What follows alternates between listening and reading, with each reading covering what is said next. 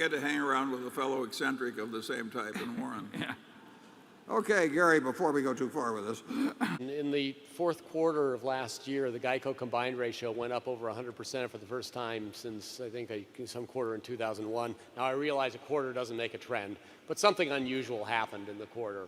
Can you tell us what more about that? the biggest thing that happened was a decision, or maybe it was a couple of decisions. Tony Nicely could elaborate more on them, but they involve Florida and some interpretation down there, I think, of the PIP coverage that caused us to set up some extra reserves that, and they weren't extra. I mean, they looked called for by what was happening in Florida at that time.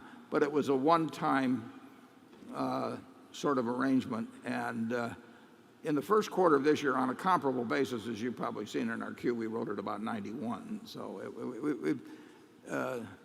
the basic business is good.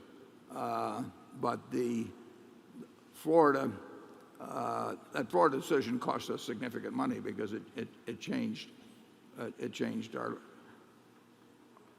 our potential liability for a bunch of claims already outstanding. And my guess is you're more familiar with the exact terms of that than I am, but that is the bottom line answer on it.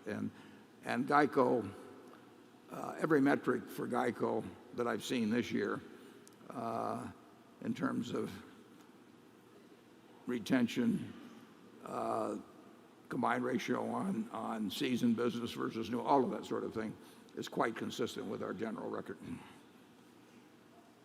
GEICO is a terrific asset for Berkshire. I mean, it's worth a lot of money now. It'll be worth a lot more money in the future.